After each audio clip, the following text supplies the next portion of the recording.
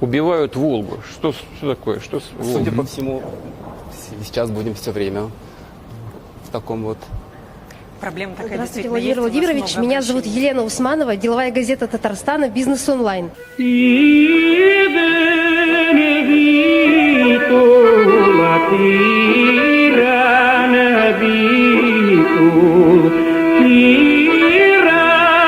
Как вам кажется, нужно решать проблему с обмелением Волги? И не кажется ли вам, что с таким отношением мы можем потерять главную русскую реку? Спасибо. Я надеюсь, что этого не произойдет.